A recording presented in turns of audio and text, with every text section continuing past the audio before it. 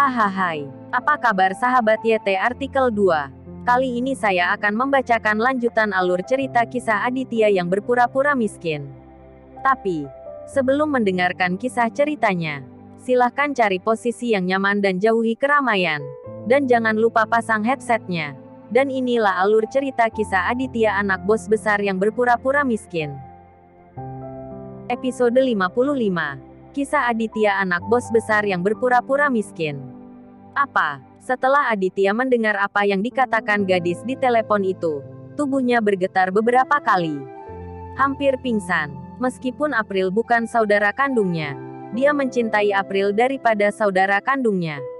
Mendengar bahwa April terluka parah, hati Aditya sakit, dan amarahnya langsung tersulut.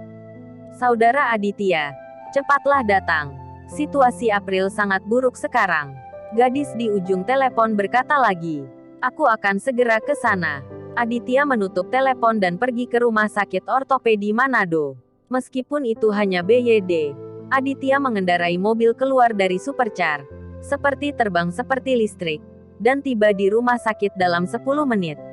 Pada saat ini, hati Aditya benar-benar khawatir dan marah. Yang membuatnya khawatir adalah dia masih belum tahu bagaimana kondisi April sekarang dan cedera seperti apa, siapa yang begitu kejam. Gadis yang begitu lembut dan baik hati seperti April tidak pernah mengganggu orang lain. Bagaimana orang bisa begitu kejam? Setelah bertanya dalam hati sepanjang jalan, Aditya akhirnya melihat ruang operasi April. Operasi sedang berlangsung. Di luar ruang operasi, dua gadis muda dengan cemas menjaga kamar. Salah satu gadis berambut pendek diam-diam menyeka air matanya dengan ekspresi khawatir di wajahnya. Melihat Aditya datang dengan tergesa-gesa, gadis berambut pendek itu menyapanya. Kamu saudara April, kan? Aditya mengangguk. Ya, ini aku. Apa yang terjadi dengan adikku? Gadis berambut pendek itu menyeka air matanya dan berkata kepada Aditya. Saudara Aditya, kami sedang berjalan di jalan dengan April. Dan tiba-tiba 3 pria dan 2 wanita bergegas keluar. Salah satu dari mereka masih membawa tongkat besi, yang mematahkan kaki April. Setelah mengatakan itu, gadis berambut pendek itu menangis lagi. Gadis cantik lain mengambil alih saat ini dan berkata kepada Aditya, Saudara Aditya, pria itu terlalu kejam. Setelah April jatuh ke tanah, dia bahkan menendang wajah April beberapa kali. Petik 2. Aditya mengepalkan tinjunya dengan erat. Jantungnya berdetang kencang karena marah. Dan amarahnya tidak bisa lagi ditekan. Selama bertahun-tahun, dia telah menyayangi saudara perempuannya. Dan tidak terlalu berlebihan untuk mengatakan bahwa dia adalah orang gila. Siapa yang mengira bahwa hari ini, saudara perempuannya akan menderita bencana seperti itu? Jika orang itu tepat di depannya sekarang, Aditya pasti akan membunuhnya tanpa ragu-ragu. Seperti apa rupa pria itu dan apa karakteristiknya? Aditya bertanya kepada gadis cantik itu. Gadis cantik itu mengingat dan berkata kepada Aditya.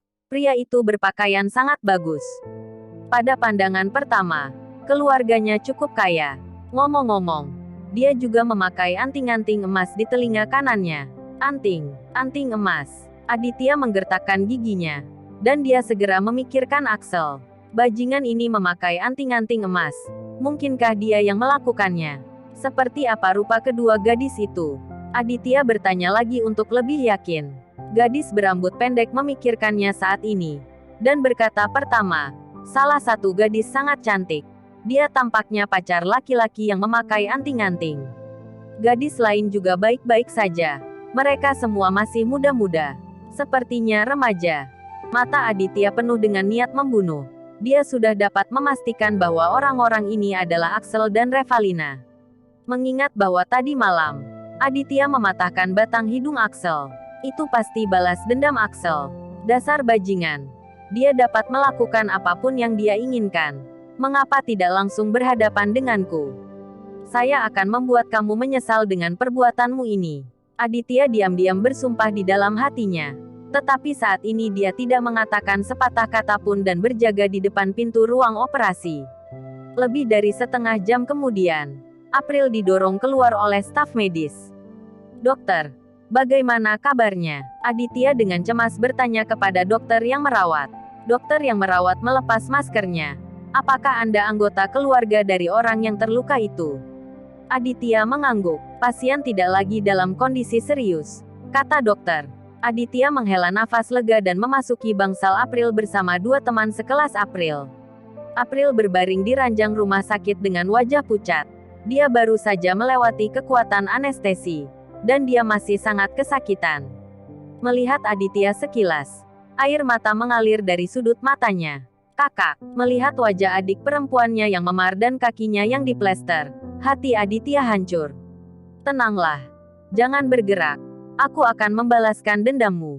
Aditya dengan lembut membelai rambut saudara perempuannya. April menggelengkan kepalanya dengan lembut. Saudaraku, aku tidak mau kamu membalas dendam. Aku tidak ingin kamu mengalami kecelakaan lagi. Aditya tersenyum, menatap saudara perempuannya yang bijaksana, dan berkata dengan lembut, "Jangan khawatir, aku akan baik-baik saja." Setelah selesai, Aditya berdiri dan meninggalkan rumah sakit. Begitu dia meninggalkan gerbang rumah sakit, Aditya memanggil Leo. Leo, cari seorang pria bernama Axel. Aku ingin kamu membawanya kemari dalam 1 jam. Jangan khawatir, Tuan Aditya. Aku akan menemukan anak ini dalam waktu setengah jam. Suara santai Leo datang dari ujung telepon. Aditya menutup telepon dan duduk di mobil menunggu. Pada saat yang sama, Leo telah menyuruh anak buahnya di seluruh Manado mencari Axel. Axel masih agak terkenal di kota Manado, meskipun latar belakang keluarganya tidak sebagus generasi kedua alias Wawan yang kaya. Banyak orang mengenalnya. Untuk preman lokal seperti Leo, menemukan seseorang seperti Axel sangatlah mudah. Dalam waktu kurang dari 15 menit, salah satu bawahan Leo menemukan berita bahwa Axel dan 2 gadis cantik di KTV. Lebih dari selusin Audi A6L hitam dengan cepat tiba di depan KTV. Dan Leo membawa 30 atau 40 orang dan langsung masuk. Penjaga keamanan internal KTV tidak melihat semuanya dengan baik. Mata mereka masih sangat tajam. Dan mereka tahu bahwa kelompok orang ini tidak di sini untuk menghabiskan waktu, tetapi untuk membuat sesuatu terjadi. Suruh Axel keluar, Leo berteriak ketika dia masuk. Bung. Lebih baik tidak membuat masalah di sini. Beberapa penjaga keamanan dalam berkumpul. Dan salah satu dari mereka memperingatkan Leo. Leo menamparkan penjaga itu. Dan dia tidak bicara sama sekali. Melihat Leo yang begitu galak, para penjaga lainnya tidak berani bergerak. Karena terlalu banyak orang yang bersama Leo. Dan para penjaga ini juga mengawasi. Halo, kakak tertua. Saya manajer di sini. Apakah ada yang perlu saya lakukan? Manajer KTV berlari ketika dia mendengar berita itu. Sebenarnya, anak ini adalah seorang sosialis. Dia disebut manajer. Dan dasarnya bos kecil menonton adegan itu. Di kamar pribadi mana Axel berada. Mata dingin Leo tertuju pada manajer. Meskipun manajer tidak mengenal Leo, dia bisa melihat bahwa orang di depannya bukanlah sesuatu yang bisa dia provokasi. Saudaraku, Tuan Muda Axel ada di sini. Tetapi Anda sebaiknya tidak melakukan sesuatu di sini. Manajer itu berdiskusi dengan Leo. Jangan omong kosong seperti itu. Biarkan dia keluar. Petik 2. Leo marah dan berjanji pada Aditya selama 30 menit. Bagaimana mungkin ada waktu untuk membuang air liur? Manajer dengan cepat berlari ke kamar pribadi tempat Axel berada. Dan pergi mencari Axel. Pada saat ini, Axel sangat bangga pada dirinya sendiri. Tadi malam, Aditya mematahkan batang hidungnya. Hari ini, dia mematahkan kaki April. Aditya, yang tidak memiliki pemikiran, berani meninjuku. Sekarang dia pasti menangis bersama saudara perempuannya. Haha. Axel tertawa bangga sambil minum bir. Revalina bersandar di pelukan Axel. Sangat menawan dan menawan. Tuan Muda Axel, kamu benar-benar luar biasa. Orang-orang sangat mencintaimu sampai mati. Revalina berkata dan melingkarkan tangannya di leher Axel. Gracia juga tersenyum dan berkata, "Ya, Aditya yang malang itu pasti tahu bahwa dia takut sekarang. Kamu bisa pergi kepadanya, Tuan Axel, dan biarkan dia memberitahu Tuan Victor untuk memberi keluargamu proyek itu." Axel mengangguk malu, tersenyum dan berkata, "Sial, apakah kamu masih mengira saya akan mencarinya? Dia harus memohon agar saya tidak mematahkan kakinya. Axel terkikik. Gracia tersanjung. Ketiganya bercanda dan pintu kamar pribadi terbuka. Manajer datang dengan ekspresi khawatir di wajahnya sebelum dia bisa berbicara. Leo bergegas masuk dengan bawahannya. Melirik Axel dan yang lainnya. Leo melambaikan tangannya bahwa semua orang-orang ini. Sebelum wanita itu mengerti apa yang sedang terjadi, mereka dimasukkan ke dalam karung dan dibawa. Di dalam pabrik terbengkalai di kota Manado, Leo memimpin bawahannya dan menunggu di sini. Axel dan yang lainnya berbaris dan berlutut di tanah.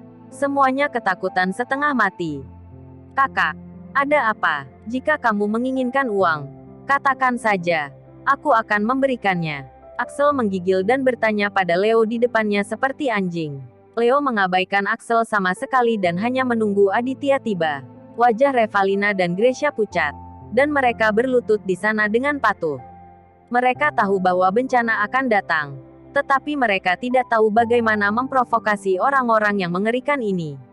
Dua pelayan Axel juga tercengang, berlutut di sana dan berkeringat ketakutan. Beberapa menit kemudian, sebuah sedan BYD melaju ke pabrik yang ditinggalkan. Segera setelah itu, Aditya membuka pintu mobil dan keluar dari mobil. Bersambung.